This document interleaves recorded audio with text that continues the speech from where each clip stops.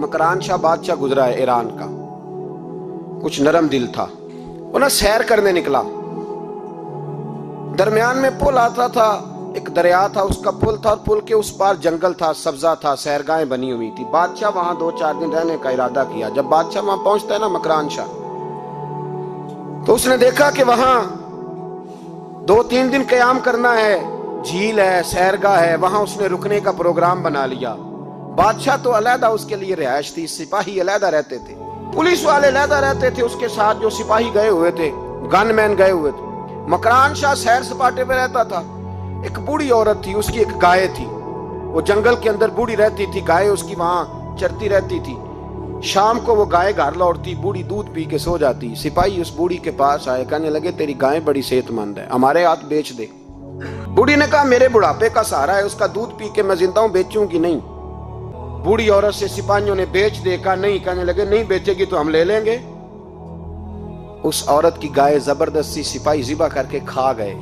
बूढ़ी ने बादशाह तक पहुंचना चाहा, लेकिन उसको पहुंचने न दिया गया, मना कर दिया गया। उसकी रसाई ना हो सकी, गरीब औरत थी।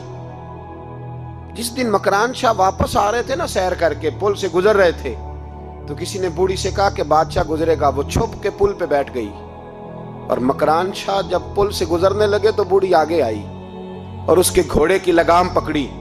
ऐसा जुमला कहा कि मकरान शाह चकरा के जमीन पे गिरा। और बूढ़ी कहने लगी मकरान शाह, तेरे सिपाही मेरी गाय ज़िबा करके खा गए हैं, तू बता उसका हिसाब इस पुल पे खड़े होके देना कि पुल सिरात पे देना है? बता, यहां खड़े होके देगा कि वहां खड़े होके देगा? बोल।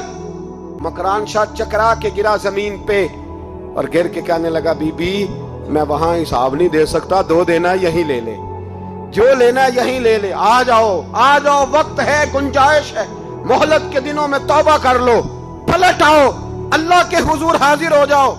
इस मुआशरे को सफाई की जरूरत पड़ गई है। इस मुआशरे में हर आदमी अपना किरदार अदा करे, जालिम के खिलाफ उठे, बेहयाई, फहाशी, उरियानी, बदनिगाही, इसके खिलाफ उठे।